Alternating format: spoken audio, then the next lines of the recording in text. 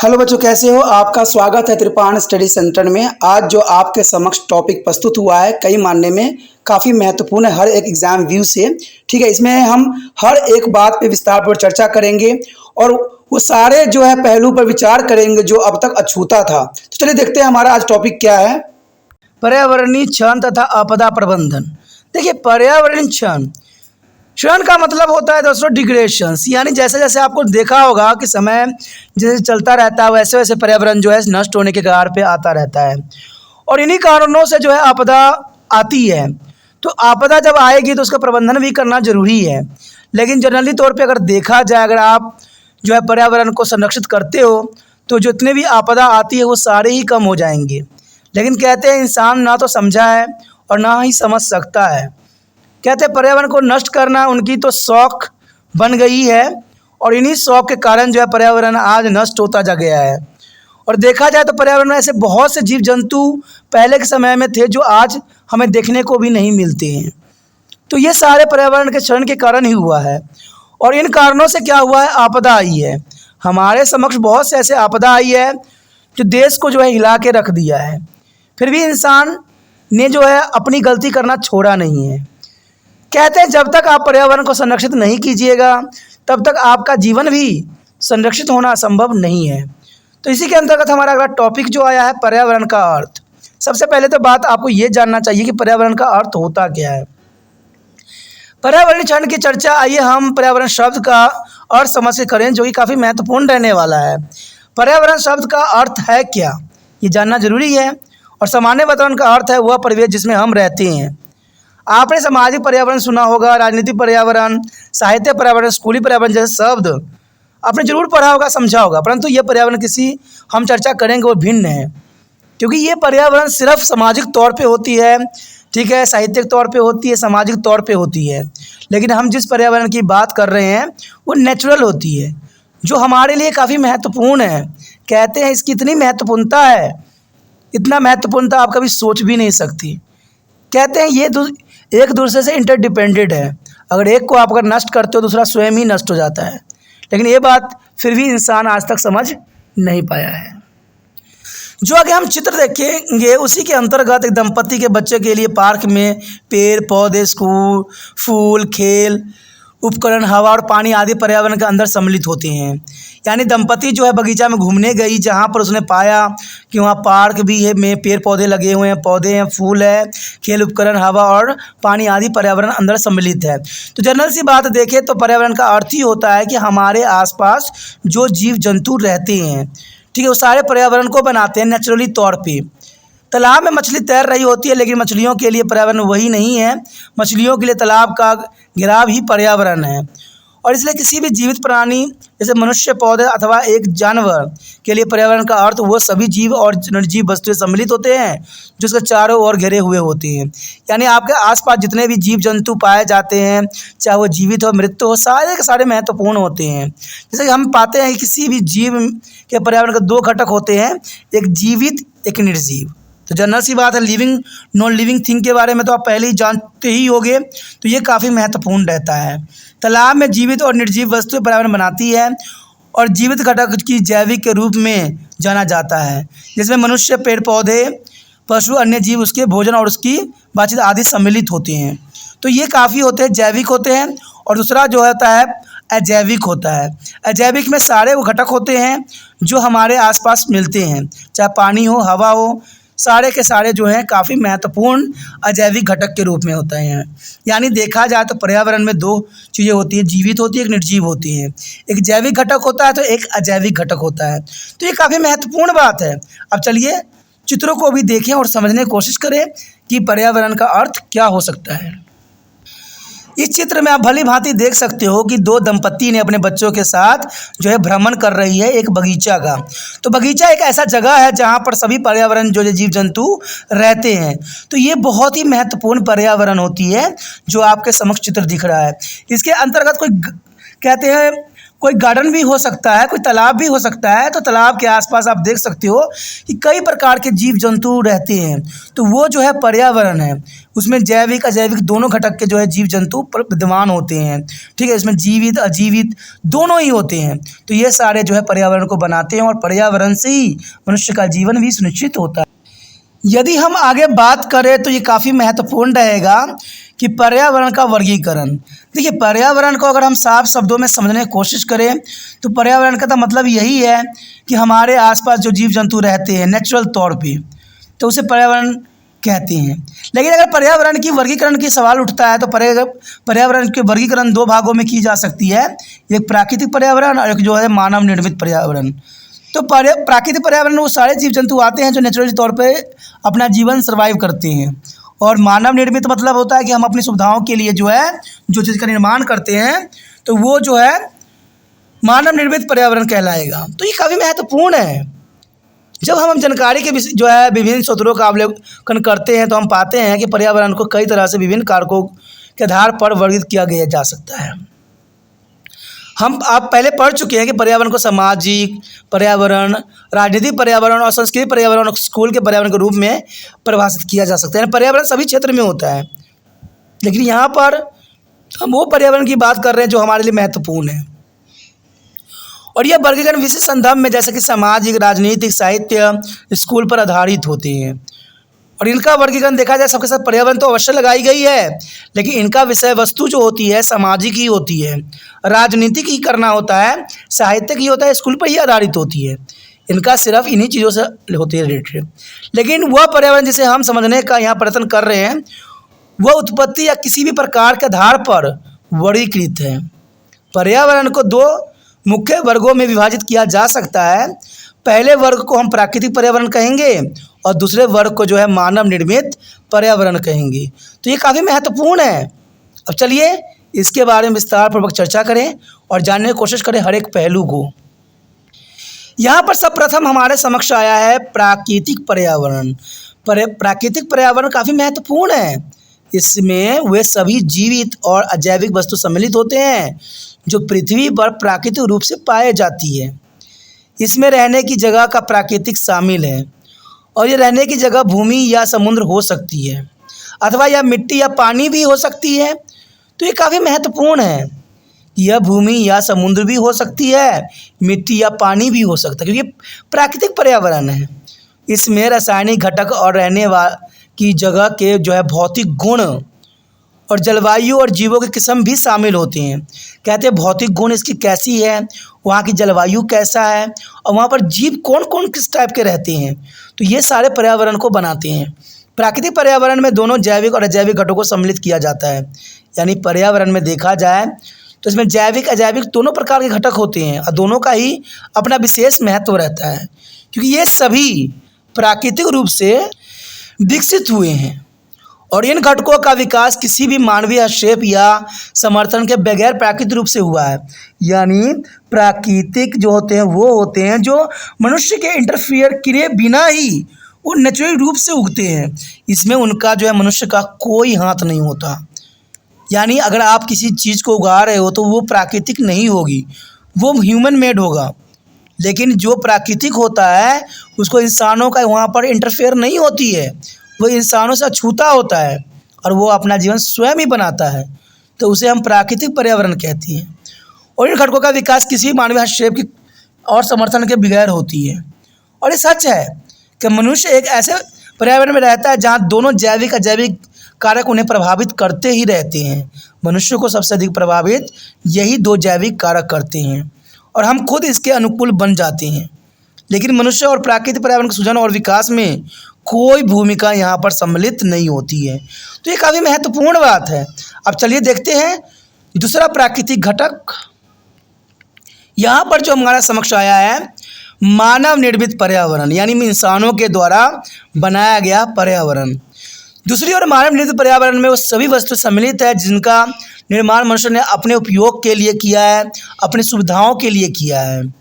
मनुष्य उन सभी आसपास की चीज़ों का निर्माण करता है जो है मानवीय अनुक्रियाओं के लिए आवश्यक होता है। यानी मानवीय अनुक्रिया का मतलब होता है मानवीय क्रियाकलाप। ठीक है, तो ये जो है वस्तुएं बड़े स्तर पर नगर पालिका की सीमाओं से लेकर व्यक्तिगत मकान हो सकता है, यानी मनुष्य के द्वारा बनाया गया कुछ भी हो सकता है। नगर पालिका के जो है सीमा से लेकर व्यक्तियों के मकान तक हो सकते हैं। उदाहरण के लिए देखा जाए तो मकान भी हो सकता है, सड़कें भी हो सकती है, स्कूल, अस्पताल, रेलवे लाइन, पुल और पार्क आदि सभी मानव निर्मित पर्यावरण घटक हैं। तो ये मनुष्य ने अपनी आवश्यकताओं के अनुसार इसकी निर्माण करवाया है। और आपके समक्ष जो यहाँ पर चित्र आया है, पर्यावरण का वर्गीकरण देखिए 2 भागों में है। निचले पार्ट में आप देख सकते हो कि प्राकृतिक है, जिसमें पेड़ पौधे सभी जीव जंतु सम्मिलित हैं और ये स्वयं ही प्राकृतिक में अपना जीवन यापन करते हैं और ये अपना भोजन स्वयं बना रहे होते हैं। पेड़ पौधे जितने भी होते हैं स्वयं पोषी होते हैं और अपना भोजन स्वयं बनाते हैं। अब मानव निर्मित देख सकते हो कि बिल्डिंग से लेके ब्रिज तक, ब्रिज से लेके बिल्डिंग तक सब के सब जो है मानव निर्मित है। तो ये पर्यावरण का वर्गीकरण जो है 2 भागों में किया गया है, प्राकृतिक पर्यावरण और मानव निर्मित पर्यावरण, जो काफ़ी महत्वपूर्ण है। मनुष्य के रहन सहन में ये पर्यावरण महत्वपूर्ण भूमिका निभाते हैं, क्योंकि मनुष्य जो है कई रूप से इन्हीं से जुड़े हुए होते हैं। इसे सामाजिक पर्यावरण कहा जा सकता है। और सामाजिक पर्यावरण में संस्कृति, मानदंड और मूल्य, मानव संस्कृति और सामाजिक, राजनीतिक, आर्थिक और धार्मिक जो है संस्कृति संस्थाओं में जिनके साथ ये परम संबंध रखता है, तो सभी सम्मिलित होते हैं इसके अंतर्गत और काफ़ी महत्वपूर्ण है। अब चलिए एक डायग्राम भी देखिए, इससे समझ में आएगा कि जो ये कंपोनेंट को जो है कितने भागों में विभक्त किया गया है। अब यहाँ पर आपके समक्ष जो डायग्राम प्रस्तुत हुई है वो काफ़ी महत्वपूर्ण है, इसको समझने की ज़रूरत है। देखिए पर्यावरण के घटक को जो है 3 भागों में विभक्त किया गया है। पहली भाग जो है सामाजिक, पहली भाग यहाँ पर जो मिली है वो सामाजिक के अंतर्गत आ जाता है समुदाय, धर्म, परिवार, मानव, तकनीकी, राजनीतिक, अर्थशास्त्र और शिक्षा। तो ये सारे के सारे सामाजिक जो है घटक के रूप में देखे जा सकते हैं। उसके पश्चात आता है मानवकृत यानी ह्यूमन मेड, यानी मानव के द्वारा निर्मित किया गया क्षेत्र, जिसके अंतर्गत आप समझ सकते हो कि पार्क हो सकता है, कृषिगत भूमि हो सकती है, शिक्षा हो सकता है, उद्योग धंधे हो सकते हैं, रेल हो सकता है, इमारतें हो सकती, सड़कें हो सकती हैं। तो ये पर्यावरण घटक हैं। उसके पश्चात आता है प्राकृतिक घटक के अंतर्गत वायुमंडल हो सकती है, जीव मंडल हो सकता है, स्थलमंडल हो सकता है, जलमंडल हो सकता है। तो ये जो है प्राकृतिक है और पर्यावरण घटकों के रूप में इन तीनों चित्रों को जो है विशेष ध्यान से याद कर सकते हो, जो काफ़ी महत्वपूर्ण यहाँ पर हो सकता है। इन सब बातों से ये बात तो साबित हो गया कि सामान्य रूप से किसी भी स्थान पर पर्यावरण, प्राकृतिक घटक और मानव निर्मित घटकों के संयोजन या उनका कुल योग हो सकता है। उदाहरण के लिए एक कस्बे या शहर में लोग और जीव जंतु रहते हैं और ये काफ़ी महत्वपूर्ण भी रहते हैं। कहते हैं भूमि, हवा, पानी और पेड़, इमारतें जैसे प्राकृतिक पर्यावरण के ये घटक होते हैं, जबकि इमारतें, सड़कें तथा अन्य स्कूल, अस्पताल, पानी और बिजली की आपूर्ति करने के लिए अन्य जो है प्रतिष्ठान मानव निर्मित पर्यावरण घटक के रूप में देखे जा सकते हैं। जैसे कि आप जानते हैं कि मनुष्य प्राकृतिक पर्यावरण की मदद से ही मानव जो है निर्मित पर्यावरण को विकसित करता है। तो इसमें कोई दो राय नहीं है कि इंसान जो ह्यूमन मेड चीज़ों का निर्माण करता है, जनरली से देखा जाए तो ये नेचुरल चीज़ ही होते हैं, जिसका ये कई रूपों में बदल देते हैं। उदाहरण के तौर पे अगर आप देखिए तो पेड़ का, अगर हम पेड़ की बात करें तो पेड़ जो होता है एक प्राकृतिक होती है, लेकिन अगर इंसान उसको काट के टेबल, कुर्सी, अपनी आवश्यकता के लिए मकान, तरह तरह की चीज़ें जो है इससे बनाता है तो वो मानव निर्मित हो गई। लेकिन मानव निर्मित भी किसके अंतर्गत बनाई गई? प्राकृतिक वस्तु के अंतर्गत। तो यही बात मैं हमेशा कहता हूँ ना कि एक दूसरे से हम इंटरडिपेंडेंट है। अगर एक नष्ट होगा तो दूसरा स्वयं ही नष्ट हो जाएगा। यहाँ पर जो हमारे समक्ष आया है काफ़ी महत्वपूर्ण टॉपिक है, पर्यावरण की गतिशीलता और विविधता। तो काफ़ी महत्वपूर्ण है ये। जैसा कि आप देखते ही हैं और पाते हैं कि पर्यावरण कभी स्थिर नहीं रहता है। पर्यावरण का मतलब ही है बदलाव। आपने देखा होगा जो पर्यावरण की पहली स्थिति थी आज वो स्थिति नहीं है, और इसकी सबसे महत्वपूर्ण विशेषताओं में से इसकी गतिशीलता है, क्योंकि ये हमेशा बदलती ही रहती है और ये लगातार बदलता ही रहता है। पर्यावरण के दोनों घटक जैविक और अजैविक स्वभाव से गतिशील होती हैं। आइए हम जानने की कोशिश करें कि ये गतिशीलता किस प्रकार की है और ये कैसे कार्य करती है। तो ये जानना काफ़ी महत्वपूर्ण रहेगा और दिलचस्प भी रहेगा। पर्यावरण एक स्थान से दूसरे स्थान पर तथा ऐतिहासिक रूप से एक समय से दूसरे समय में भिन्न होती है।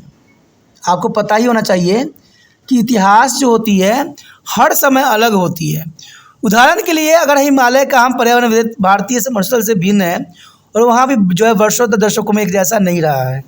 अगर यही बात यहाँ तुलना के रूप में हमने किया है, मरुस्थल के जो है क्षेत्र को ले लिया और हिमालय का क्षेत्र, आप देख सकते हो कि हिमालय जो है कितना ठंडा रहती है वो क्षेत्र में, और मरुस्थल के क्षेत्र में जो है कई दशक तो जो है गर्मियाँ ही पड़ रही होती है। तो दोनों में कितना अंतर देखने को मिल रहा है, एक गर्म क्षेत्र है तो एक बिल्कुल ठंडा क्षेत्र है।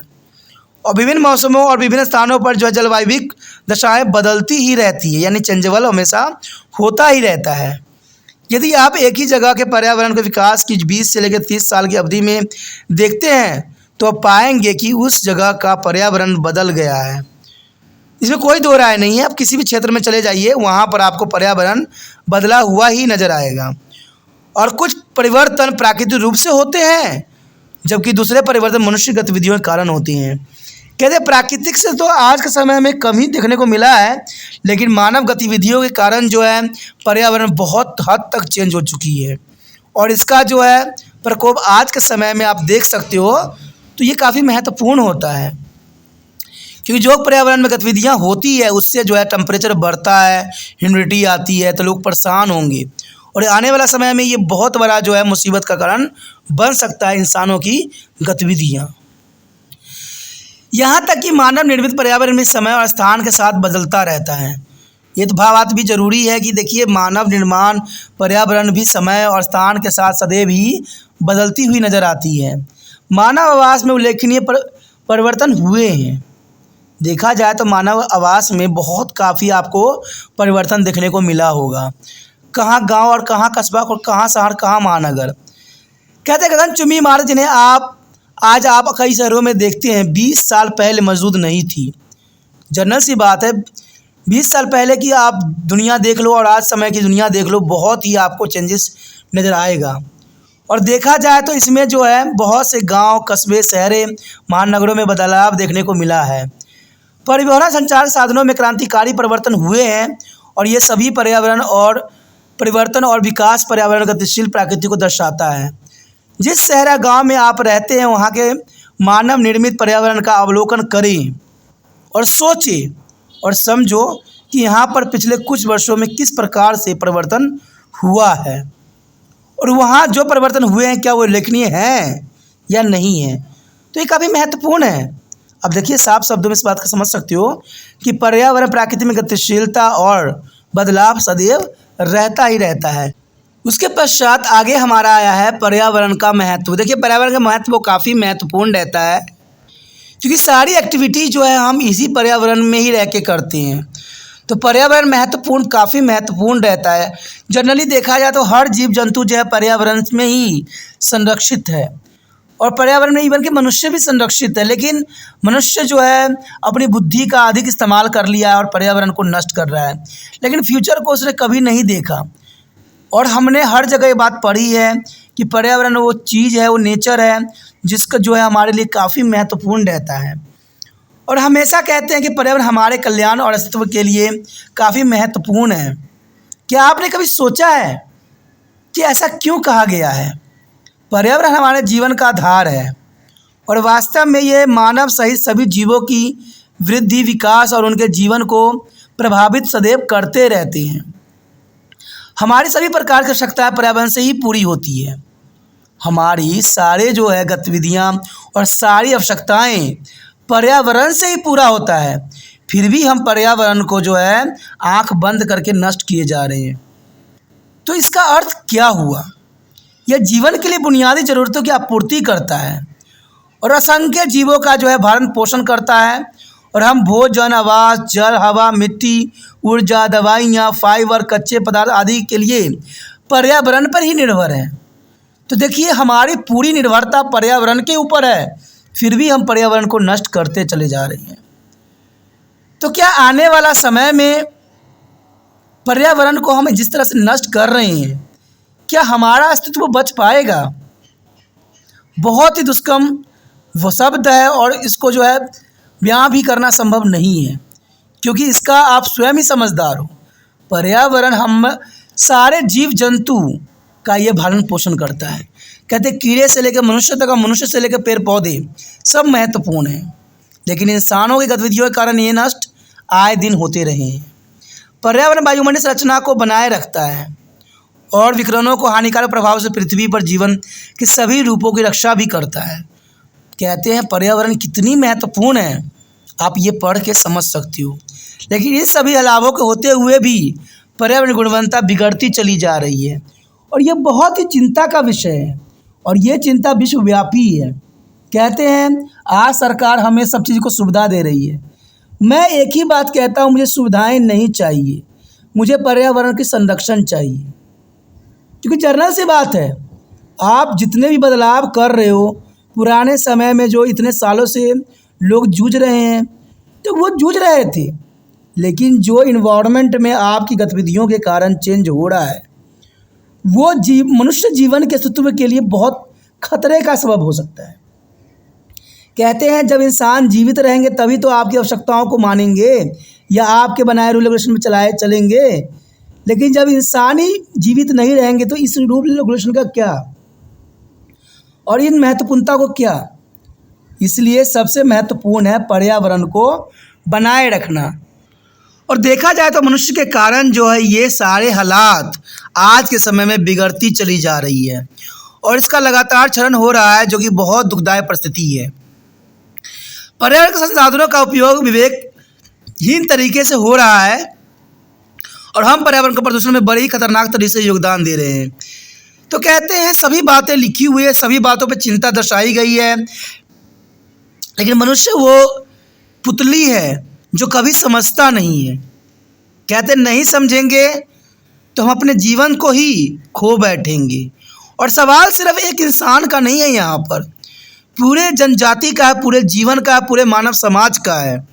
क्योंकि हम जितना पढ़े हैं, जाने हैं, इस बात से तो आपको भी समझ में आ गया होगा कि पर्यावरण और मनुष्य एक दूसरे के बिना जीवित नहीं रह सकते। अगर आप पर्यावरण को जीवित रखोगे, पेड़ पौधों को जीवित रखोगे तो आप भी जीवित रहोगे। अगर पर्यावरण नष्ट होता गया तो मनुष्य भी जीवित नहीं रहेगा। मुझे तो उन सभी बड़े लोगों पे हंसी आती है जो पर्यावरण को नष्ट कर रहे हैं। क्या उनमें समझ नहीं है? और उन पे भी मुझे बहुत अजीब लगता है जो ये सब पढ़ के आगे बड़े बड़े अफसर बन जाते हैं। कहते हैं सभी बच्चे जो होते हैं बड़े मेहनत करके बड़े बड़े अफसर बनते हैं और वो सब इन्हीं शब्दों को पढ़ के आगे बनते हैं, लेकिन जैसे उनको पोस्ट प्राप्त हो जाता है तो सारी बातें धरी की धरी रह जाती है। ये बड़े ही अफसोस की बात है। कहते हैं जिससे हमारा जीवन का अस्तित्व बच सकता है, हमें उस पर कदम उठाने की ज़रूरत है। सरकार आज जो फ्री करने के आड़ में जो है पर्यावरण को नष्ट करती चली जा रही है, वो बहुत दुखदायक परिस्थिति है और आने वाला समय में इसका जो है हर एक मनुष्य पे प्रभाव देखने को मिलेगा। आगे जो हमारे समक्ष आया है काफ़ी महत्वपूर्ण टॉपिक है पर्यावरण संरक्षण। पर्यावरण संरक्षण बहुत काफ़ी महत्वपूर्ण है, तो चलिए देखिए। यदि बात यहाँ पर हम करें पर्यावरण क्षरण, तो सबसे बड़ा प्रश्न तो यही उठता है कि पर्यावरण क्षरण होता क्या है। तो इसके बारे में जानना काफ़ी दिलचस्प रहेगा और यह वह प्रक्रिया है जो हमारी पर्यावरण अथवा वायु, जल और भूमि का जो उत्तरोत्तर प्रदूषण और अतिदोहन द्वारा नष्ट हो रहा है। अब देखिए सभी बातें यहाँ हैं कि हमारे गतिविधियों के कारण जो है ये नष्ट होती चली जा रही है। जब पर्यावरण की उपयोगिता घट जाती है या क्षतिग्रस्त हो जाता है तब उसे पर्यावरण क्षरण कहा जाता है। यानी पर्यावरण जो है किसी कारण से क्षतिग्रस्त हो जाए या समाप्त होने लग जाए। जैसे आपने भी देखा होगा कि आप ही के क्षेत्र में कितने जगह पर आप देखिएगा कि पेड़ पौधे जो है धराधुर काटे जा रहे हैं और जो पेड़ पौधे थे उनको काट के वहाँ ज़मीन बना दी गई, या पेड़ पौधे काट के जो है बड़े बड़े महल बना दिया गया, बड़े बड़े बिल्डिंग बना दी गई। तो इसका मतलब है कि आप पर्यावरण को क्षति पहुँचा रहे हो, तब उसे पर्यावरण क्षरण के नाम दिया जाता है। विशेष शब्दों में पर्यावरण क्षरण वायु, जल, मृदा, वन जैसे साधनों की गुणवत्ता में कमी के द्वारा जो है पारिस्थितिक तंत्र को नष्ट होने और वन्य जीवन के विलुप्त होने से पर्यावरण की अनियमितता होती है। अब जनरल सी बात है, ये सारी चीज़ें नष्ट होगी, वायु, जल, मृदा, वन, तो इसका मतलब है कि सारे जीव जंतु विलुप्त हो जाएंगे। और आप क्या सोच रहे हो कि आप मनुष्य हो, आप विलुप्त नहीं होगे, आपका भी अस्तित्व खत्म हो जाएगा, क्योंकि वायु नहीं रहेगी, जल नहीं रहेगी, मृदा नहीं रहेगा, वन नहीं रहेगा, तो हम कहाँ से रह लेंगे। इसलिए आज किसी चीज़ को संरक्षित कीजिए चाहे ना कीजिए, पर्यावरण को संरक्षित कीजिए और अपनी आवश्यकताओं को लिमिटेड कीजिए। जितना हो सके पेड़ पौधों को बचाइए और जितना हो सके पेड़ पौधे लगाइए, और पेड़ पौधों को काटने वाले व्यक्तियों पर जो है सख्त कदम उठाइए। सिर्फ पर्यावरण के लिए सिर्फ 2-4 शब्द कह देना पर्याप्त नहीं होता है, वो तो दिखावा होता है। आपने देखा भी होगा, बड़े बड़े मंत्री लोग आते हैं, भाषण देते हैं, उनकी भाषण सुन के मन में अच्छा लगता है, लेकिन दूसरे समय वही पेड़ पौधे कटवाने में अग्रसर हो जाते हैं। तो ये बात सत्य नहीं है, सही नहीं होना चाहिए। पर्यावरण हमारे जीवन के अस्तित्व के लिए महत्वपूर्ण है। आइए अपने दैनिक जीवन के अनुभव से याद करते हैं कि हम भविष्य की चिंता किए बगैर पानी, मिट्टी, पेड़, कोयला, पेट्रोल जैसे साधनों का उपयोग कर रहे हैं, क्योंकि हमें अब की पड़ी है, आने वाले फ्यूचर की नहीं पड़ी है। अरे भाई, जब आपको अभी की पड़ी है तो आप अपने बाल बच्चों के लिए क्या छोड़ के जाओगे? उनके लिए दूषित पानी छोड़ के जाओगे, दूषित मिट्टी छोड़ के जाओगे, पेट्रोल डीजल की जो है समाप्ति छोड़ के जाओगे, क्या छोड़ के जाओगे? क्योंकि आने वाला जनरेशन ने भी अपना जीवन यापन करना है। क्योंकि अगर आप अभी विवेकतापूर्ण कार्य करो तो हो सकता है कि उनके आने वाला फ्यूचर के लिए भी ये चीज़ें पर्याप्त मात्रा में उपलब्ध रहे। लेकिन अगर हम विवेकपूर्ण उपयोग नहीं करते हैं, अगर भविष्य के लिए चिंता नहीं व्यक्त करते हैं, तो हम मानव किस काम का? फिर तो हम मानव है ही नहीं। हम लापरवाही से पारित तंत्र के हस्तक्षेप करते चले जा रहे हैं और जानबूझकर वन जीवों को मार रहे हैं। तो ये कहाँ तक उचित है और कहाँ तक न्याय उचित है, ये आप समझिए। वास्तव में पर्यावरण क्षरण के कई रूप हो सकती हैं। जब भी प्राकृतिक आवास नष्ट होती है तो जैव विविधताएं समाप्त हो जाती है। आपने देखा होगा कई क्षेत्र में अगर पीकॉक की संख्या अधिक थी, यानी मोरों की संख्या अधिक थी, तो वहाँ पर जो है मानवों ने घर द्वार अपना बना लिया, तो वहाँ पर जो है पीकॉक ऑटोमेटिक समाप्त हो गई। और मैं तो रास्तों में ये भी देखा है, कई पीकॉक जो होते हैं मरे हुए रास्तों में ही नज़र आते हैं। कारण क्या है कि जो उनका आवास था मनुष्य ने उसको नष्ट कर दिया, तो वो इधर उधर भागने के चक्कर में वो नष्ट हो रहे हैं। और इवन जानबूझ के किया गया सबसे बड़ा गलती 5G को लाना भारत में। कहते हैं ये 5G के रे जो हैं जीव जंतु को मानसिकता पे बहुत बड़ा असर पड़ता है, और ये इंसानों का भी पड़ेगा, इसमें कोई दो राय नहीं है। अब सोचिए कि आपका जो सरकार है किस प्रकार आपका जीवन को नष्ट कर रहा है। क्या सरकार ने कभी फ्यूचर को देखा? क्या सरकार ने जीव जंतु पर्यावरण को रखा? कहीं ना उन्होंने रखा। उन्होंने सिर्फ सुविधा दिया और लोगों के लिए जो है 5G लेके आ गया। क्या आप 4G से जी नहीं रहे थे? क्या 3G में आप जी नहीं रहे थे? 5G क्या ज़रूरत है आपको? इतने स्पीड नेट की क्या ज़रूरत है? आपने क्या आसमान में जाने हैं? तो मुझे तो लग ही रहा है कि हर इंसान ने अपनी जो है खुद ऊपर जाने के रास्ता को साफ कर लिया, क्योंकि 5G का जो रे होता है बहुत खतरनाक होता है। और ये आप भली भांति जानती हो कि मोबाइल में कई घंटे तक बातें करना ये काफ़ी सेहत के लिए ख़तरनाक होता है, और छोटे बच्चों को तो मोबाइल देना ही नहीं चाहिए, क्योंकि उनके मानसिकता पर इसका बहुत बुरा असर पड़ता है। और मैं तो ये जानता हूँ कि हमारी जितनी सरकार आती है सब जो है सभी बातों को जो है कहते हैं उंगली दिखा रही होती है। कहते हैं इससे क्या मिलेगा? पर्यावरण का संरक्षण करना बहुत काफ़ी महत्वपूर्ण है, और ये सब सिर्फ जो बड़े बड़े लोगों को इन्होंने सहूलियत दी है वो अपनी आवश्यकताओं को पूरा करने के लिए दी है, क्योंकि सरकार को भी पता है कि 5G हमारे लिए सही नहीं है, और फिर भी भारत में इसकी मान्यता देना कहीं हद तक गलत है।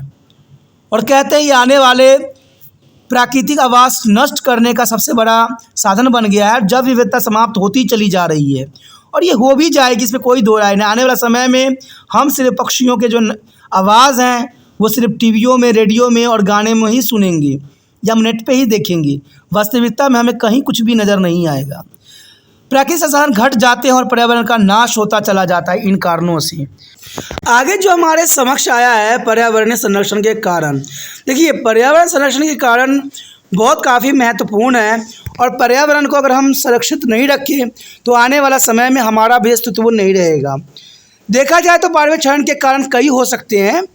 अब तक की चर्चा के आधार पर हम जानते हैं कि स्वास्थ्य वातावरण मानव समाज और अन्य जीवों के अस्तित्व के लिए बहुत ही काफ़ी महत्वपूर्ण रहता है।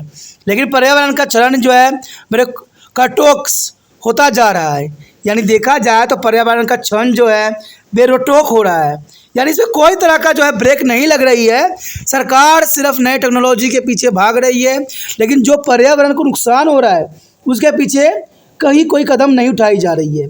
हमें समय समय पर जो है पर्यावरण के अनियमित और गिरावट और उसके जो है दुष्परिणाम हमें देखने को मिलता है, जैसे वैश्विक तापमान का बढ़ जाना, जलवायु परिवर्तन, अचानक जल संकट, कृषि भूमि की घटती उर्वरकता और बढ़ती हुई स्वास्थ्य समस्या के प्रति समाधान किया जा रहा है। यानी देखा जाए तो नेचर ने भी हमें अलर्ट कर दिया है, लेकिन फिर भी इंसान की गतिविधियां जो है प्राकृतिक नष्ट करने के अंतर्गत ख़त्म नहीं हो रही है। तो आने वाला समय में इसका जो है काफ़ी दुष्परिणाम देखने को मिल सकता है, और ये हमें देखने को मिलता भी है। आपने देखा होगा कई क्षेत्रों में कहते हैं वो सब चीज़ें पहली बार हो रही है जो होना नहीं चाहिए, और इससे मानव को जो है बहुत तरह की समस्याओं का सामना करना पड़ रहा है। तो इसका कारण कहीं ना कहीं पर्यावरण क्षरण के कारण ही हुआ है, और सभी संभवतः प्रयास करके पर्यावरणीय क्षरणों को रोकने की तुरंत आवश्यकता है। अगर हम तुरंत इसको नहीं रोकें तो हमारा जीवन कुछ इसी प्रकार से बन जाएगा। ऐसा करने के लिए आवश्यक कदम उठाने और विचार करने से पहले आवश्यक है कि हम पर्यावरण क्षरण के कारण समझें कि आखिर जो पर्यावरण के क्षरण हो रहे हैं, जो ये नष्ट हो रहे हैं, किन कारणों से हो रहे हैं, और इसका जो है सबसे बड़ा गुनहगार कौन है। तो ये जानना हमारे लिए काफ़ी महत्वपूर्ण है। चलिए एक के बाद एक जो है हम इसके पर्यावरण क्षरण के कौन कौन से कारण हैं उसके बारे में विस्तार पूर्वक चर्चा करें और जानें। सबसे पहला कारक हमारे समक्ष जो आता है वह है सामाजिक कारक के अंतर्गत। सामाजिक कारक के अंतर्गत बढ़ती जनसंख्या। देखिए भारत की जनसंख्या देखा जाए तो आज काफ़ी है, कहते हैं 140 के आसपास पहुंच चुकी है, जो कि बहुत बड़ी समस्या है। चाइना की भी जनसंख्या इतनी है, चीन का, और भारत की भी जनसंख्या इतनी है। लेकिन चीन की बात करें तो उनके पास भूमि का जो क्षेत्रफल है वो अधिक है, और हमारे पास सिर्फ 2.4 है। तो इतनी बड़ी जनसंख्या को इतनी कम क्षेत्रों पे जो है पालन पोषण करना बहुत बड़ी चुनौती का सामना करना पड़ सकता है। तो सबसे पहली बात है कि जनसंख्या को रोकें। अब जनसंख्या रुकेगी कैसे? जब लोग समझदार पढ़े लिखे बनेंगे, और जब बेटी और बेटा में फ़र्क नहीं करेंगे तो जनरल सी बात है जनसंख्या जो है कंट्रोल में आ जाएगी। तो देखा जाए बढ़ती जनसंख्या सबसे बड़ी कारण बनती है। बढ़ती जनसंख्या किसी देश का सबसे बड़ा साधन होती है और उसके विकास में महत्वपूर्ण योगदान देने वाला भी है, लेकिन इसके बावजूद यह पर्यावरण क्षरण का सबसे बड़ा कारण बनती है। देखिए कोई भी देश के लिए जनसंख्या एक बहुत बड़ा संसाधन है, लेकिन ये पर्यावरण के लिए जो है बहुत विनाशकारी ही है। जनरल सी बात है, पर्यावरण नहीं रहेगी तो इंसान का क्या अस्तित्व। जैसा कि हम सभी जानते हैं कि जनसंख्या वृद्धि की तीव्र गति के प्राकृतिक संसाधनों का अधिक दोहन हो रहा है। जनसंख्या जितनी तेज़ी से बढ़ रही है उतनी ही तेज़ी से जो है प्राकृतिक संसाधन का भी दोहन हो रहा है, और विशाल जनसंख्या विशाल कचरे का उत्पादन करती है, और इसके परिणाम स्वरूप ध्वनि, वायु, जल और मिट्टी की प्रदूषण और कृषि योग्य भूमि पर विविध प्रकार के जो है दबाव आज के समय बढ़ती ही चली जा रही है, और ये सभी पर्यावरण पर बहुत अधिक दबाव डाल रहा है, जिससे पर्यावरण दबती ही चली जा रही है। यदि आप भारत का उदाहरण लें तो यह विश्व में कुल भूमि क्षेत्रफल का सिर्फ 2.4% ही है, और विश्व की कुल जनसंख्या का 17% भाग का जो है भारत ही जो है भरण पोषण करता है। तो ये दुखदायी परिस्थिति कि भारत के पास सिर्फ 2.4% ही भूमि क्षेत्र है, और देखा जाए तो 17% जनसंख्या का भरण पोषण भारत में ही हो रहा है। तो जनरल सी बात है कि भारत में जनसंख्या जो है सबसे बड़ा कारण बनता है प्राकृतिक डिग्रेडेशन के होने के कारण। उसके पश्चात हमारे समक्ष आता है गरीबी। गरीबी पर्यावरण का क्षरण का भी कारण हो सकता है और परिणाम भी हो सकता है। आपने देखा होगा कि गरीब लोग अमीर लोगों की अपेक्षा प्राकृतिक संसाधनों का अधिक उपयोग करते हैं। वो अपनी झोपड़ियों के निर्माण, खाना पकाने के लिए, अपने भोजन के लिए और कई अन्य जरूरतों पूरा करने के लिए इसका उपयोग करते हैं। अब मैं यहाँ पर एक प्रश्न उठाना चाहूँगा कि गरीबों को यहाँ पर बताया गया है कि पर्यावरण को नष्ट करने में गरीबों का सबसे बड़ा हाथ है, लेकिन शायद आज आधुनिक युग है और यहाँ पर गरीबों ने पर्यावरण को कोई नुकसान नहीं कर रहे हैं। आज यहाँ पर जो वो लिखा गया है कि अमीर लोगों की अपेक्षा प्राकृतिक संसाधन का अधिक उपयोग करते हैं, यानी गरीब सबसे अधिक करते हैं प्राकृतिक संसाधन का। आपको बता दूं कि इतने हज़ारों सालों से जो है लोग प्राकृतिक संसाधन का ही उपयोग कर रहे थे और आज तक पर्यावरण में जो है अनबैलेंस नहीं हुआ। लेकिन आज क्या कारण है कि अनबैलेंस हो गया? क्या गरीबों ने पेड़ काटा, खाना बनाने के लिए 2 लकड़ियाँ इकट्ठा किया तो इसके कारण जो है डिग्रेडेशन हुआ? कदाचित नहीं। आज जो ये पर्यावरण डिग्रेडेशन का सबसे बड़ा कारण बना है तो गरीब इसका कारण नहीं है, इसका कारण अमीर लोग हैं जो बड़े बड़े फैक्ट्री के जो है मालिक हैं और पेड़ पौधों को ऐसे कटवा रहे हैं जैसे कि उनके लिए कुछ भी पेड़ पौधा नहीं है। और यहाँ पर गरीबों को जो है इल्ज़ाम देना, गरीबों पे जो है इसका ठिकरा डालना, ये कहीं हद तक सही नहीं है।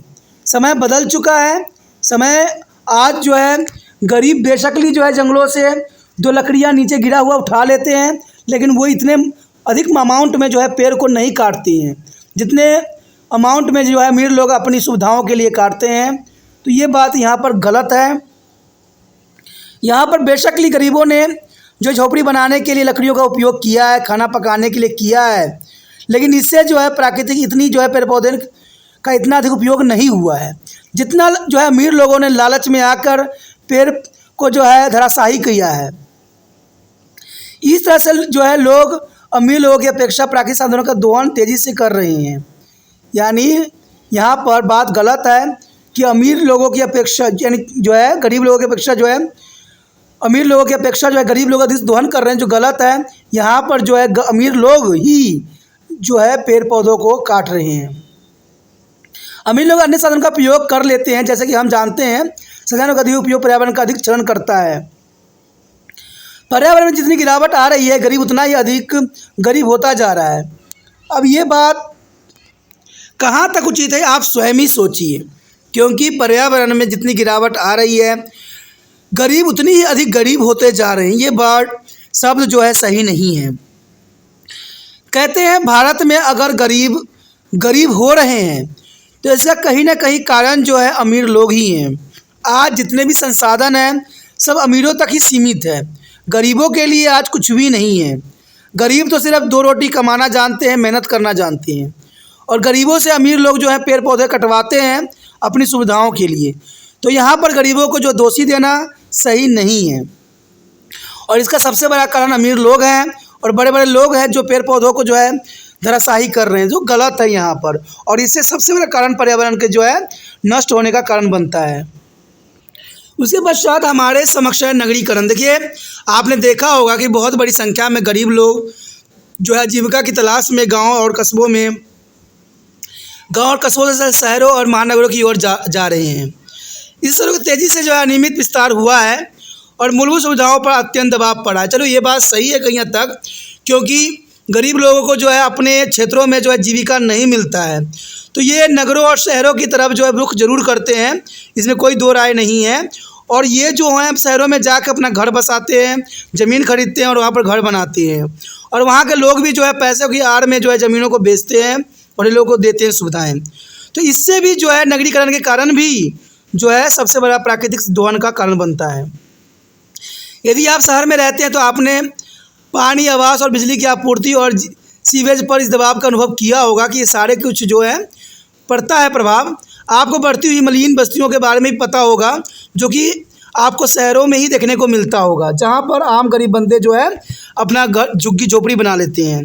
शहरी मलिन बस्तियाँ प्रदूषण के प्रमुख स्रोत बन जाते हैं और निम्न शहर की जो है स्वास्थ्य दशाओं गिरी हुई है। शहर की तेज़ गति से जंगलों को काटने और अन्य साधनों के विवेकहीन इस्तेमाल के लिए जिम्मेदार है। तो बात यही है कि शहरों में जितने लोगों की संख्या बढ़ रही, शहरीकरण हो रहा है, उतना ही पेड़ पौधे काटे जा रहे हैं। और यहाँ पर कहीं ना कहीं दोषी जो है सरकार ही है कि सरकार जो है गाँव में, ठीक है, वहाँ पर फैक्ट्रियाँ नहीं लगाते हैं और ये लोग को वहाँ पर नहीं रुकने पे मजबूर करती हैं। आप कहते हैं लोगों के पास जीविका नहीं रहेगी, दो वक्त की और जो है मेहनत नहीं करेंगे, रोटी नहीं कमाएंगे, तो कैसे आगे जो है उनका जीवन यापन होगा। तभी ये लोग जो है अपने गांव कस्बे को छोड़ के शहरों में, नगरों में जो है निवास करने लग जाते हैं। तो यहाँ पर सबसे बड़ा दोषी यही बनता है, सरकार की बनता है कि सरकार जो है इनके लिए मूलभूत आवश्यकताएं जो है गाँव में ही सुविधाएं दे, तो ये शहर की तरफ कभी पलायन नहीं करेंगे। और शहर की तरफ पलायन नहीं करेंगे तो यहाँ पर नगरीकरण इतना अधिक तेज़ी से नहीं होगा और पेड़ पौधे जो है इतने नष्ट नहीं होंगे। तो ये बहुत काफ़ी महत्वपूर्ण बात था। उसके पश्चात हमारे समक्ष जीवन शैली में परिवर्तन। देखिए, हमारे जीवन शैली में जितने परिवर्तन आया है, ये भी सबसे बड़ा कारण जो है पर्यावरण डिग्रेडेशन का बन सकता है। कहते हैं लोगों की जीवन शैली में उल्लेखनीय परिवर्तन हुआ है और यह परिवर्तन न केवल शहरों और कस्बों में रहने वाले लोगों में दिखाई देता है, बल्कि गाँव में रहने वाले लोगों में भी आम दिखाई देता है। लोगों की जीवन शैली में परिवर्तन ने साधनों को उपभोग का स्तर बहुत ही अधिक बढ़ा दिया है और इसके परिणाम स्वरूप मानवीय अनुक्रियाएं बढ़ती चली जा रही है, जिससे पर्यावरण को कई तरह के जो है बहुत नुकसान हो रहा है। उसमें हवा, पानी, ध्वनि, वाहन और औद्योगिक प्रदूषण को बढ़ावा दिया है। कहते हैं पर्यावरण के सबसे बड़ा दुश्मन जो है रेफ्रिजरेटर है, एयर कंडीशनर की तरह। आधुनिक उपकरणों के तेज़ी से बढ़ते उपयोग का नतीजा वातावरण में हानिकारक गैस का मिलना। अब मैं आपको यहाँ बता दूँ कि एसी और कूलर का उपयोग जितनी बढ़ते जाएगा उतना ही क्लोरोफ्लोरोकार्बन की मात्रा बढ़ता जाएगा।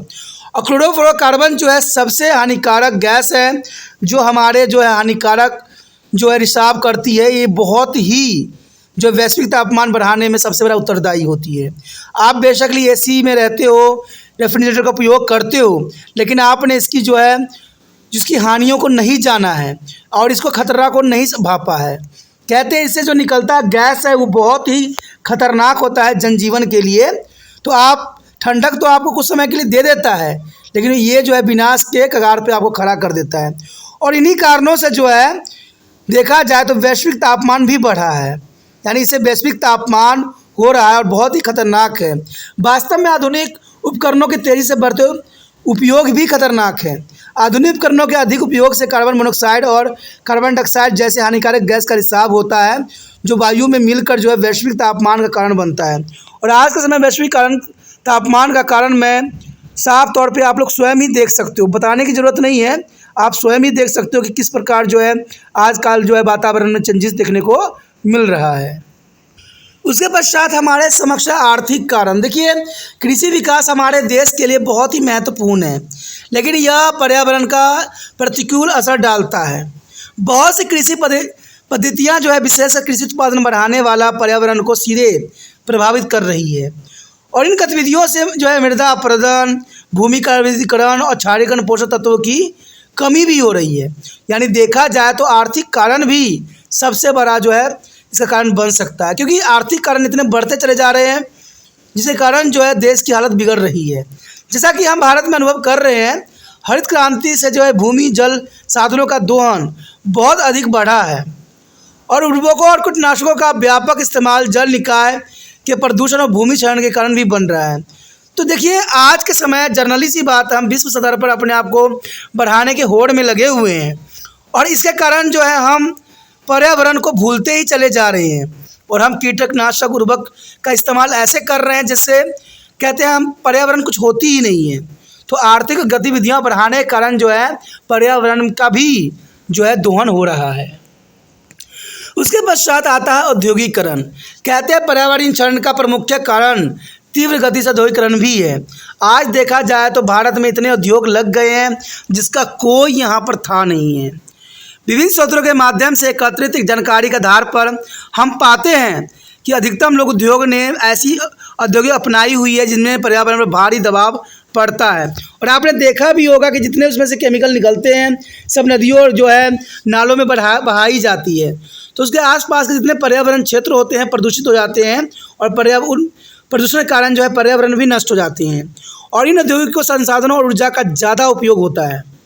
औद्योगिकरण की जो है वर्तमान गति प्राकृतिक संसाधन जैसे जीवाश्म ईंधन, खनिज, लकड़ी घट रही है और जलवायु और भूमि प्रदूषित हो रही है, जो कि बहुत बड़ा जो है विनाशकारी है। अब ये सोचते होंगे कि सरकार इस पर ऑप्शन क्यों नहीं लेती है, सरकार जो है इसका सुध क्यों नहीं लेती है। सरकार को इस पर एक्शन लेना चाहिए, लेकिन मैं आपको एक बात साफ कर दूं कि सरकार इसलिए इस पर एक्शन नहीं लेती है बड़े बड़े फैक्ट्रियों पर, क्योंकि जब इलेक्शन का टाइम होता है तो इलेक्शन में जो ये पैसे चाहिए होता है इलेक्शन लड़ने के लिए, ये बड़े बड़े कंपनियां ही इनको देती है। इसलिए ऐसी सी बात जानने के पश्चात भी जो है इस पर ब्रेक नहीं लगती है। तो ये बहुत बड़ी दुखदायक परिस्थिति है कि अपना सिक्का जमाए रखने के लिए ये जो है जनजीवन को नष्ट कर रहे हैं। और इसमें सबसे बड़ा नुकसान हो भी रहा है तो सिर्फ जीव जंतु का ही हो रहा है। मनुष्य तो अपने आप को सुपीरियर समझता है, लेकिन जीव जंतु बेचारे क्या करें। लेकिन कहीं ऐसा ना हो कि जिस दिन जीव जंतु पागल हो गए उस दिन इंसान का अस्तित्व भी खत्म हो जाएगा, क्योंकि इस प्रदूषण के कारण उनके जीवन में बहुत बुरा प्रभाव पड़ रहा है। अब देखिए, इसका प्रभाव तो था ही था, अब हमारे देश में 5G भी आया है और इसका भी बहुत दुष्परिणाम है जो आने वाला समय में आप स्वयं ही देख सकती हो। ये सभी परिस्थितियाँ तंत्र को गंभीर नुकसान पहुंचा रहे हैं और स्वास्थ्य के लिए खतरा उत्पन्न कर रहे हैं। कहते हैं यहाँ पर सिर्फ हम इंसान के स्वास्थ्य पर खतरा की बात कर रहे हैं, लेकिन हमने पर्यावरण में महसूस उन सभी जीवों का बात नहीं कर रहे हैं जो इस प्रदूषणों के कारण उनका क्या अस्तित्व रहेगी या न रहेगी तो समय ही बताएगा। लेकिन इस प्रदूषण से उनका जीवन तहस नहस हो रहा है। उसके पश्चात हमारे समक्ष है आर्थिक विकास। यह एक तथ्य है कि आर्थिक विकास का प्रतिरूप भी पर्यावरण समस्याओं को पैदा कर रही है। आर्थिक विकास की गति संसाधनों की भारी दबाव डाल रही है और आज की अर्थव्यवस्था उपभोगवादी बन गई है, जिसे अधिक संसाधनों की आवश्यकता होती है और शैली की जन्म देती है। कहते देखा जाए तो संसाधनों का विवेकहीन उपयोग उनका जो अव्यय पर्यावरण को अनवैध के लिए उत्तरदायी है। यानी देखा जाए तो आर्थिक विकास ने भी पर्यावरण को बहुत ही तहस नहस कर दिया है। बेशकली हम जो है आर्थिक विकास के रास्ते पे आगे बढ़े हैं, लेकिन हमने जो है पर्यावरण को थोड़ा भी इस पे ध्यान नहीं दिया है, जिसके कारण पर्यावरण जो है दिन प्रतिदिन नष्ट होता चला जा रहा है। मैं इतना ही कहूँगा कि जो हमारे समक्ष समस्या पैदा हुआ है वो कहीं ना कहीं इंसानों की गतिविधियाँ ही हैं। कहते हैं इंसान गतिविधि तो कर रहे हैं, लेकिन इसमें जो है सबसे बड़ा हाथ सरकार का है, क्योंकि सरकार सबसे ऊपर है, सबसे बड़ा है और सरकार जो रूल रेगुलेशन बनाएगी प्रत्येक व्यक्ति को उसको मानना पड़ेगा। अगर सरकार इस पर अच्छे से ध्यान दे, प्रकृति के ऊपर अच्छे से ध्यान दे और कुछ सख्त रूल रेगुलेशन के साथ कड़ाई से इसको पालन करने के लिए मजबूर किया जाए लोगों को, तो जनरल सी बात है लोग जो है पर्यावरण दोहन नहीं करेंगे। लेकिन मैं जानता हूँ एक बात को कि सरकार ये कभी नहीं करेगी, क्योंकि सरकार का सबसे बड़ा मकसद होता है अपना सीट बनाए रखना, और सीट बनाने के लिए बड़े बड़े उद्योगपति को ही ये जरिया बनाती है और इनसे जो है ये दुश्मनी मोल नहीं ले सकते, इसीलिए जो है सदैव ये इन्हीं का ही गुणगान गाते रहते हैं। और ये बड़े बड़े उद्योगपति सब जो होते हैं पर्यावरण नष्ट करने में महत्वपूर्ण योगदान देते हैं। कहते हैं गरीब लोग सिर्फ 2 वक्त की रोटी चाहते हैं, ठीक है, लेकिन ये बड़े लोग जो होते हैं उनको जितना हो सके पैसे चाह रहा होता है, चाहे वो देश को कहते हैं बर्बाद ही क्यों ना करना पड़ जाए। आप देखिए, इसका मैंने एग्जाम्पल भी दिया था कि भारत के लिए 5G सही नहीं है, लेकिन फिर भी इसको लाया गया। किस लालच में लाया गया? इससे सबसे अधिक फायदा किसको हुआ? क्या आप 4G से संतुष्ट नहीं थे? क्या आपको ज़रूरी था 4G 5G का? तो सोचिए, विचार कीजिए। आपको पता ही होगा कि 4G का विनाश हमने पहले ही देख चुका है। अगर आप नेट पर सर्च कीजिए तो 4G के बारे में बहुत ही दुखदायक परिणाम देखने को मिलेगा, लेकिन जैसे 5G आ गया है वो और भी नष्ट कर रहा है।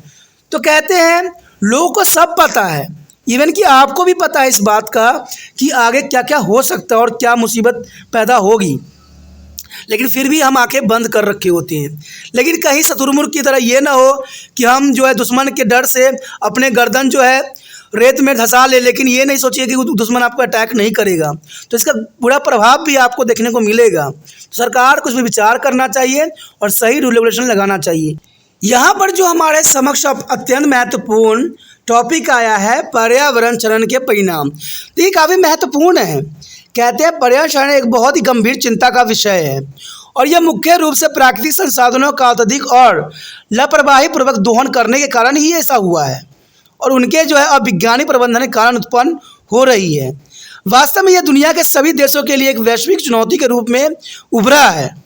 जैसा ऊपर कहा गया है कि हवा, पानी, हानिकारक गैस का उत्सर्जन, औद्योगिक अपशिष्ट और शहरी कचरे, रेडियो सक्रिय कचरे, उर्वरकों और कीटनाशक को जो इस्तेमाल करने के कारण आधुनिक सभ्यता का अस्तित्व जो है खतरे में पड़ता ही चला जा रहा है। अब यहाँ पर जो पॉइंट आ रहा है, सोचिए और विचार करें। ये हमेशा मैं कहता हूँ सोचिए एवं विचार कीजिए कि भारत के भौगोलिक क्षेत्र का लगभग 50% भाग अवक्रमण की विभिन्न अवस्थाओं से ग्रसित है और इसके प्रमुख कारण वनों की कटाई ही है। अत्यधिक कृषि का जो है कुप्रबंधन और स्थानांतरित कृषि, मृदा अपरदन और मूल्यवर्गीकरण प्रभाव और क्षारीय और अम्लीय वर्षा। तो देखा जाए तो 50% भाग आज इन्हीं कारणों से खराब हो चुकी है। मृदा अपरदन के कारण हम जो मिट्टी की ऊपरी परत का लगभग 5.3 अरब टन भाग प्रति वर्ष खो देती है। और मिट्टी अपरदन क्यों होता है? जमीनों को खाली छोड़ देना या पेड़ पौधों को नाश करना। तो जनरल सी बात है, हम अपने पैर पर स्वयं ही कुल्हाड़ी मार चुके हैं। एक आकलन के अनुसार औसत मृदा अपरदन प्रति वर्ष हेक्टेयर 15 टन से भी कुछ अधिक है, और यह प्रति वर्ष 1 मिलीमीटर या प्रति दशक 1 सेंटीमीटर के बराबर होता है। और इस सेंटीमीटर का मृदा अपरदन के में प्राकृतिक के लगभग 1000 वर्ष लगते हैं।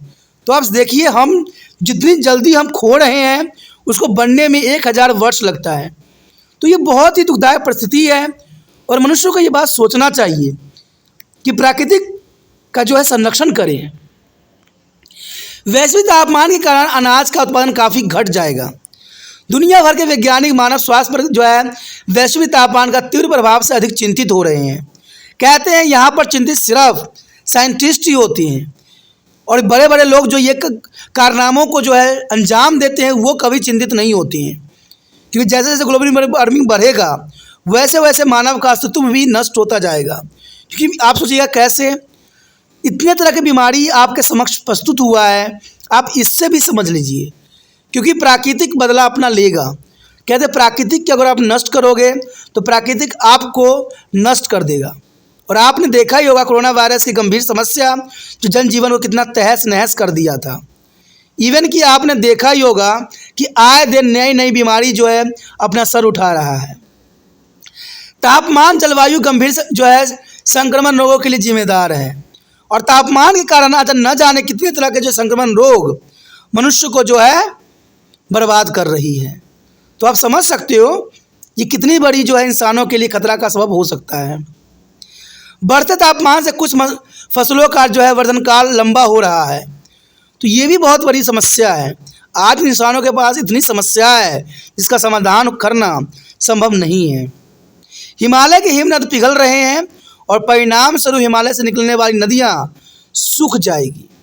तो जर्नल सी बात है, अगर इसी अनुपात में हिमालय अगर पिघलता रहा तो जो हिमालय से नदियाँ निकलती है, और इसमें महत्वपूर्ण नदी गंगा है, तो ये समझिए सूख जाएगा आने वाले टाइम में, तो हमारे लिए कितना जो है बुरी परिस्थिति पैदा कर सकता है। पछुआ पवनों ने 2009 में वर्धित होने के कारण शीत ऋतु में उस वर्ष कम वर्षा हुई। कहते हैं ये सब चीज़ें हैं जो इंसान अभी तक समझ नहीं पाया है। जब तक इंसान समझेगा नहीं तब तक इन समस्याओं का समाधान भी होना संभव नहीं है। पर्यावरण क्षरण के प्रमुख कारणों में से ठोस जो है कचरों का उत्पादन प्रमुख है। क्या आप जानते हैं कि दुनिया भर में लोग प्रतिवर्ष 10 अरब टन ठोस कचरा फेंक देती हैं? देखिए 10 अरब टन कम नहीं है। अगर हम सभी कचरों के समुद्र तल पर एक शंकु के आकार से इकट्ठा करें तो 1 किलोमीटर के क्षेत्र में एक पिरामिड बन जाएगा, जिसका शीर्ष जो है माउंट एवरेस्ट से भी ऊंचा होगा। आप देखिए शीर्ष जो होगा इसका माउंट एवरेस्ट से भी ऊपर होगा। इतना लोग कचरे का जो है उत्पादन करते हैं।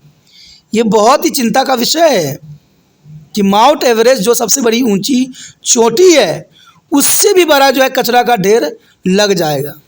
इस तरह से हम प्रतिवर्ष जो है कूड़े कचरे का जो है माउंट एवरेस्ट बना रहे हैं। आप समझ सकते हो कि कूड़े कचरे का हम माउंट एवरेस्ट बना रहे हैं। हम इतने मात्रा में कूड़े करकट उत्पादन कर रहे हैं जो हमारे लिए आने वाला जीवन के लिए बहुत ही समस्या का सबब बन सकता है। हम वस्तुओं के पुनः चक्रण, दोबारा प्रयोग और उपयोग को घटाकर न केवल जो धनोपार्जन कर सकते हैं जब बल्कि अपने पर्यावरण का संरक्षण भी बचा सकते हैं, और ये काफ़ी महत्वपूर्ण है। अब देखिए इसके लिए हम 3 R का उपयोग कर सकते हैं, रिड्यूस, रीयूज एंड रिसाइकल, यानी पुण्य चक्रण, पुण्य उपयोग घटाना। जैविक कचरा जैसे कि छिलके, अंडे, छिलका और बची खुची सब्जियां मृदा की उर्वरकता बढ़ाएगी, तो इसको जो है मिट्टियों के लिए पुण्य रख देना चाहिए। कागज पेड़ों का संरक्षण कीजिए। पुण्य उपयोग का मतलब है बाल्टी, डिब्बे, टीन, पेंसिल बॉक्स, कागज़, बचे हुए कागज़ों का रफ पैड बनाया जिसका प्रयोग नहीं हुआ है। तो ये संरक्षण के आप सोचिएगा कि छोटे छोटे कार्य करके हम पर्यावरण को संरक्षित कैसे कर सकते हैं। दोस्तों, छोटे छोटे कार्य करने से ही बड़ा कार्य होता है, ठीक है। अब देखिए, उपयोग घटाना। प्लास्टिक हमारे जीवन के लिए सबसे बड़ी समस्या है और आप सोचते होंगे कि सरकार इस पर बैन क्यों नहीं लगाती है। तो मैं आपको बता दूं, कई शहरों में इस पर बैन लगी हुई है, लेकिन इसका जो है उन्हीं शहरों में धड़ल्ले से उपयोग हो रहा है। तो आप सोचिएगा कि बैन किस काम का। तो दोस्तों, बात वहीं पे आ जाती है। सरकार राज्यों में बैन करने के जगह पर अगर इसकी फैक्ट्री ही बंद कर दे तो कितना अच्छा रहेगा। तब लोगों तक पहुंचेगा नहीं या लोगों को जो है दूसरा मार्ग ढूंढना पड़ेगा।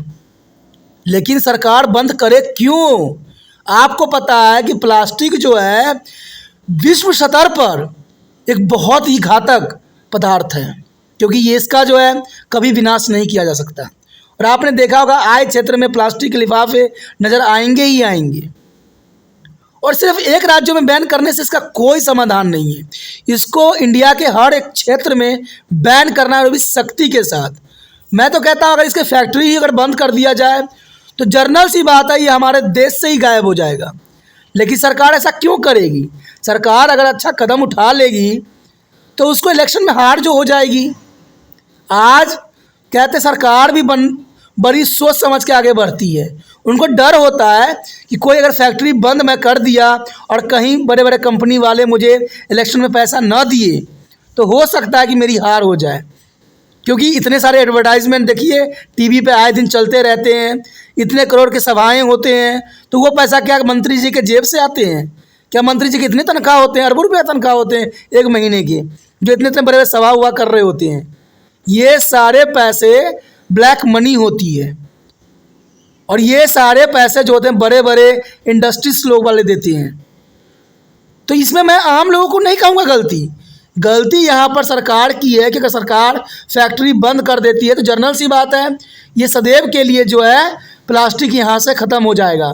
सिर्फ दिखावी नाटक नहीं करना है कि हम किसी क्षेत्र में बैन कर दिया है और लोगों से पैसा वसूलने के लिए जो है बैन क्षेत्र में जाइए, अगर एक भी लिफाफा मिल गया तो डंडे की बरसात हो गई और जेब ढीला हो गया। तो ये करके कोई भी कामयाबी की सीढ़ी नहीं प्राप्त किया जा सकता, क्योंकि आज प्लास्टिक के कारण ही जो देश में जो है बहुत काफ़ी कचरा फैला है। तो कहते हैं ही सोचना है। अब देखिए, बिजली, जब आप कमरे से बाहर जाएं तो पंखा और बिजली को उपकरण बंद कर दें। लेकिन जिस क्षेत्रों में बिजली फ्री है वहाँ के लोगों को सरकार ने सोच ही बदल दी है। सरकार ने ये कहा कि भाई फ्री का बिजली है, जितना मर्जी चलाइए, हम तो खुद ही बनाते हैं बिजली, और बिजली तो हमें फ्री का मिल रही है। यही आपको भी विचार लग रहा होगा। पहले जब बिजली की अच्छी खासी बिल आते थे, क्योंकि आपको एक बात बता दूं मैं, कोई भी आम गरीब बंदा या मिडिल क्लास के लोग बिजली का अगर उपभोग करेगा भी तो करेगा 200 यूनिट। 300 यूनिट कोई भी गरीब बंदा या कोई भी मिडिल क्लास के लोग यूज़ नहीं करता है। तो सरकार ने जब 300-400 यूनिट फ्री कर दिया है तो इसका मतलब है कि आप फ्रिज चलाओ, कूलर चलाओ, ठीक है, पंखे चलाओ, बल्ब जलाओ, आपका 300 यूनिट कभी भी नहीं पहुंचेगा। चाहे आप दिन भर चलाते रहो, कोई असर नहीं पड़ेगा। तो सरकार ने सबसे बड़ा जो है देश को नष्ट करने का जो है यहाँ पर बना दिया है, वो सबसे बड़ा खतरनाक है। क्योंकि लोगों को पहले बिल की बिजली भरना पड़ता था, पैसे लगते थे, तो लोग क्या करते थे, फटाक से बॉल या पंखा या टीवी बंद कर देते थे और कहते थे भाई क्यों मेरा पैसा बढ़ा रहा है। लेकिन आज गरीब लोग, मिडिल क्लास के लोग अब ऐसा सोच ही नहीं रहे हैं। उनको तो अब ये लगता है कि कोई बात है, सरकार ने फ्री किया हुआ है, और फ्री का चीज़ का इस्तेमाल कैसा होता है आपसे अच्छा कोई नहीं जानता। तो समझिए, ये सारी बातें घूम फिरा के जो है सरकार के ऊपर ही आता है। सरकार सिर्फ अपना जो है सत्ता बनाए रखने के लिए हर संभव वो गलत कदम उठा रही है जो उसको उठाना नहीं चाहिए, और ये देश के लिए बहुत ही दुर्दायक परिस्थिति पैदा कर सकती है आने वाले समय में। अब देखिए, आप क्या कर सकते हैं इसके अंतर्गत। हमारा भी कुछ दायित्व बनता है। आप परितोषित एवं जैव निम्नीकरण वस्तुओं का उपयोग कर सकते हैं एवं उनके प्रयोग का बढ़ावा भी दे सकते हैं। तो कहते हैं हम उपयोग तो करते हैं, लेकिन कौन समझाए उन लोगों को। आप पुनर्चक्रण प्रक्रिया को आसान बनाने के लिए अपने घर के कचरे को अलग अलग कर सकते हैं, जो आज हर एक क्षेत्र में हो रहा है, ये बहुत ही अच्छा कदम उठाया गया है शहरों में। आप प्लास्टिक पैकिंग के उत्पादन को मना कर सकते हैं। अब देखिए, प्लास्टिक पैकिंग हमारे बस में नहीं है, ये सरकार के बस में, ये आम व्यक्ति कुछ नहीं कर सकता। अगर ये बात सरकार को समझ में आता है तो प्लास्टिक पैकिंग जो उत्पादन को ही घटा दिया जाए और कागज़ और कपड़े की तरह अधिक परंपरागत पैकिंग सामग्री पर निर्भर कर सकते हैं। तो ये काफ़ी महत्वपूर्ण है। आप परितोषित रेफ्रिजरेटर एयर कंडीशनर की मांग कर सकते हैं जिसमें CFC का उपयोग नहीं होता है। CFC देखिए, CFC सभी में होता है। रेफ्रिजरेटर का अगर आप उपयोग ही बंद कर दें, तो एयर कंडीशनर की बंद कर दें, तो हो सकता है कि जो है क्लोरोफ्लोरोकार्बन की जो मात्रा हमारे वातावरण बन रहा है उससे जो है बचाया जा सकता है। लेकिन ये तब होगा जब आप जागरूक होगे, समझदार होगे और इसकी जगह कोई और विकल्प जो है रास्ता ढूंढोगे। रास्ते कई हैं, सिर्फ उस पर चलने की आवश्यकता है, जो कि काफ़ी महत्वपूर्ण है। दोस्तों, कहते हैं बहुत कुछ है। कहते हैं जब पर्यावरण का नुकसान होता है तो मेरा भी मन जो है तरफ जाता है, क्योंकि पर्यावरण में हम सब जीव जंतु रहते हैं और सबके लिए पर्यावरण बहुत महत्वपूर्ण है। लेकिन कहते हैं ये बात सरकार को समझना चाहिए कि सरकार सिर्फ एक क्षेत्र की सरकार नहीं होती है, हर जीव जंतु के लिए होता है, क्योंकि जीव जंतु का संरक्षण का नियम रूल रेगुलेशन सरकार के द्वारा ही बनाया जाता है। अगर सरकार सख्ती से सब पे कदम उठाए, देश में इस तरह के जो है पर्यावरण डिग्रेडेशन नहीं होगा। लेकिन हम क्या कर सकते हैं? हम सिर्फ आपको बता सकते हैं, अगर आप में भी कुछ जज्बा है, क्षमता है, तो कम से कम एक अच्छे कार्य कीजिए जिससे कि कुछ अच्छा हो सके। यहाँ पर जो हमारे समक्ष आया है अगला पॉइंट, सतत विकास। देखिए, पर्यावरण क्षरण के और भी अधिक गंभीर परिणाम हो सकते हैं और ये एक चिंता का विषय है। कहते हैं चिंता करने से कुछ नहीं होने वाला है, एक्शन करने की ज़रूरत है। कहते हैं चिंता का विषय किस बात का? जब हम अपने पैर पर स्वयं ही कुल्हाड़ी मार रहे हैं। अक्सर यह विकास के साथ जुड़ा हुआ होता है और यह एक सख्त विचार है जो मानव समाज द्वारा अपनाया भी गया है। विकास का मॉडल पर्यावरण क्षरण का प्रमुख कारण रहा है।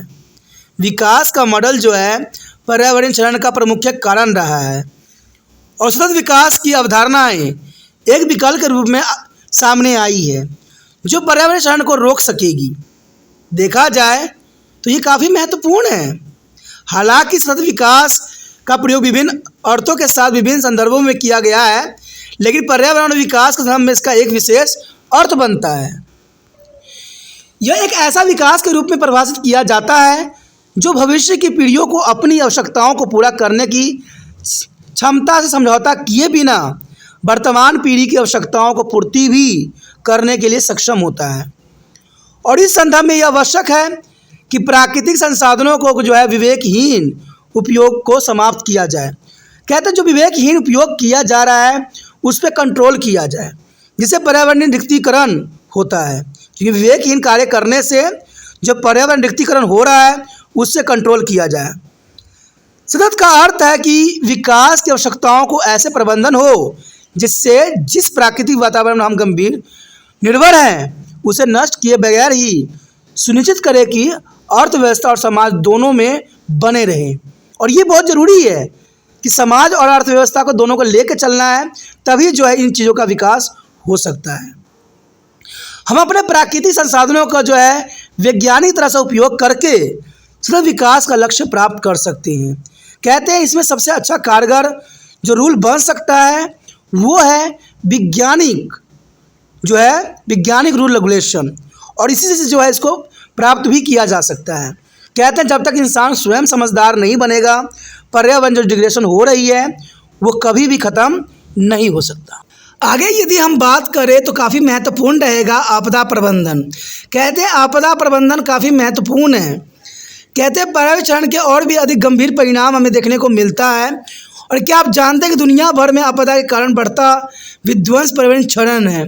कहते हैं ये बहुत ही दुर्भाग्यपूर्ण बात है कि पर्यावरण को ये मनुष्य बहुत ही नुकसान पहुंचाते हैं।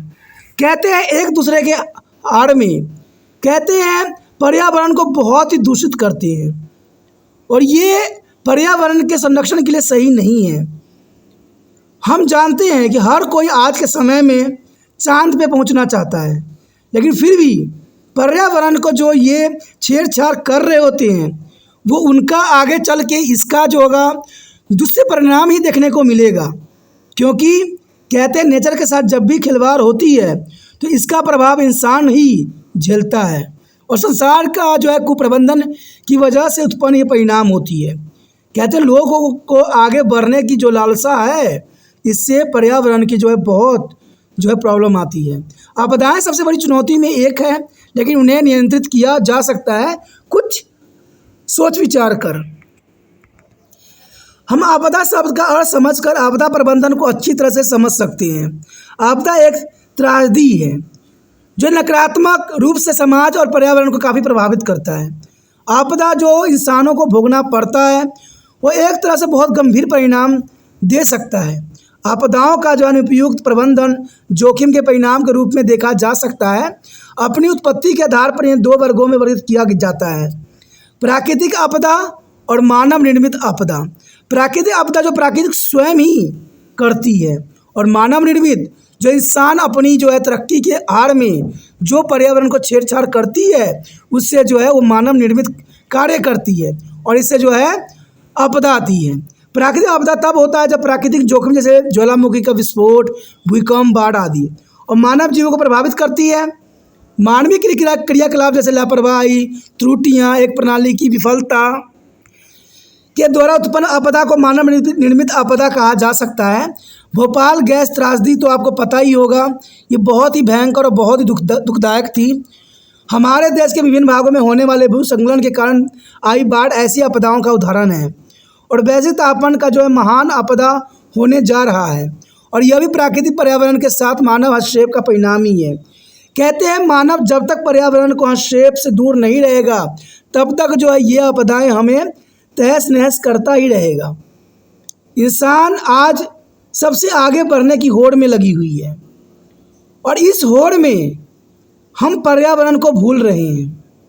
क्या पर्यावरण को इसको नुकसान नहीं होता होगा? कहते हैं अगर आप प्रकृति को अगर छेड़छाड़ करते हो तो इसका प्रभाव आपको स्वयं ही मिलता है और ये जो इतने बड़े बड़े कार्य हो रहे हैं, अगर आप कहते हैं अगर ऊपर अंतरिक्ष में चले जाओ तो दुनिया भर के इतने सैटेलाइट हैं कि कहते हैं ऊपर के आसमान भी इतनी प्रदूषित हो चुकी है।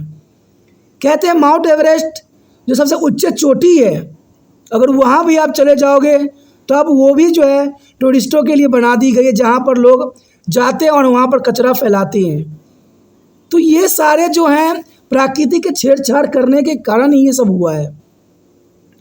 और ये मत सोचिए कि प्राकृतिक इसका जो है बदला नहीं लेती, प्राकृतिक भी किसी न किसी रूप से इसका जो है परिणाम इंसानों के लिए दुखदायक प्रस्तुत करती है, परंतु इसके अभाव को कम किया जा सकता है। उपयुक्त रणनीति अपनाकर प्राकृतिक और मानव निर्मित आपदाओं के प्रतिकूल प्रभावों को कम करना ही आपदा प्रबंधन कहलाता है और ये करना बहुत ही ज़रूरी है, नहीं तो आने वाला समय में इसका बहुत ही दुर्गम परिणाम हमें देखने को मिल सकता है।